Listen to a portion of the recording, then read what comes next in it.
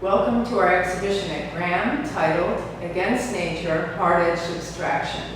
It's a very relevant exhibition in that the art world likes to have a vantage point of 40 to 50 years over a decade or era to reassess a period. A focal point of the last 10 years has been the 1950s, particularly the realm of abstract expressionism. Maybe in reaction to that movement, artists in the 1960s and 70s started to focus on line, hard edge, pure form, and color, very deliberately applied. This is a surprising exhibition in that the works present themselves in a straightforward, honest, simple nature. It is perhaps this simplicity that is precisely the reason that people question the validity of the movement. However, as we find in life, things that appear simple, as we scratch below the surface, rarely ever are. We start appropriately with a Leon Polk Smith from 1956, titled Oklahoma, Vermilion and Black. Polk Smith was influenced by the work of Piet Mondrian, and in the 1950s created a remarkable series of circular-shaped works. Howard Mehring was a member of the Washington School colorists, who were an important hard-edged abstraction group. He defies a tenet of hard-edged abstraction by disrupting his surface with the rough edges of collage canvas. Paul Reed is a longtime hard-edged abstractionist and also a member of the Washington Color School. This example typifies the technique of applying thinned-out acrylic paint to stain the canvas in a color-field manner. This creates a flatness that allows the forms, colors, and design to carry the work. To its left is another member of the Washington Color School, Thomas Downing. Downing's canvas is powerful and distinguishable from the work of his peers Morris Louis and Kenneth Noland by his use of colored circles arranged in a grid-like manner.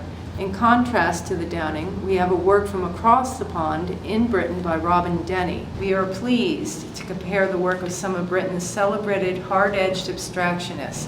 Denny's Head on 5, 1975, was painted 2 years after his retrospective at the Tate Gallery in London. This work is one of a series of large monochrome paintings defined by an assemblage of incised marks on numerous layers of acrylic paint. In our South Gallery, we have an outstanding work by Perle Fine, who once said, "If I feel something will not stand up 40 years from now, I am not interested in doing that kind of thing." Truly, her color field work with rectangles, reminiscent of Rothko's compositions, is at once ancient and yet contemporary in an enduring way. In perfect counterpoint to the Fine is a show-stopping work by the irrepressible Sir Terry Frost, the other British painter featured in the show.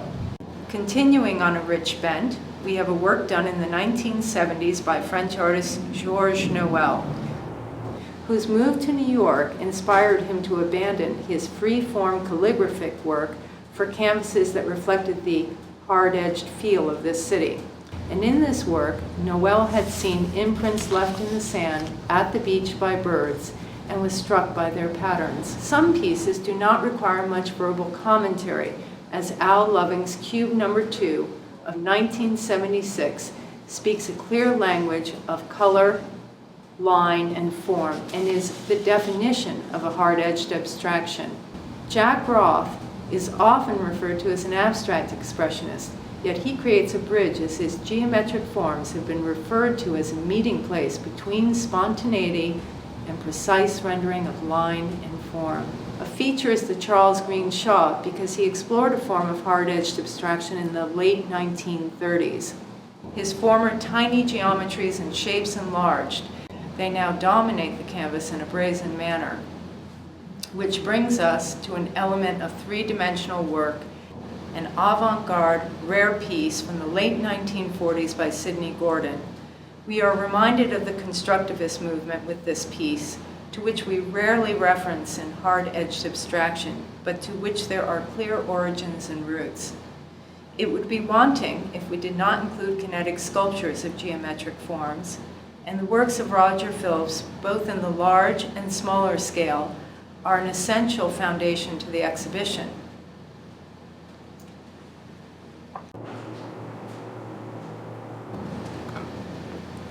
Graham has a tradition of representing contemporary artists, and we are impressed with the work of several young artists continuing to explore the realms of hard-edged geometry and line. Matt McAnally, one of the three contemporary artists selected for Against Nature at Graham, severely limits himself in palette. As you can see, there's a matte black and a gloss black in order to create the dimensionality of a computer keyboard or a blocks on an 8-bit screen. He paints it without the aid of tape and creates an astonishingly refined composition. Gordin Kaunsage crops out the recognizable.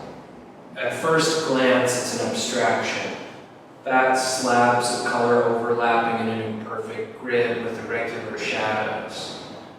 But the shadows clue us in to the fact that this is in fact a representation of a detail, magnified, acid-colored fence or lattice. It's this sort of close looking that really brings out the best in this painting. There's a certain nostalgia recognizable in a painting by Russell Tyler. You see that he's reaching back into art history, but at the same time he's moving into the future as far as his use of material and playing with our notions, what we would expect to see from a painting like this. We wouldn't expect to see it treated with this thick, glossy paint. It really stands out in a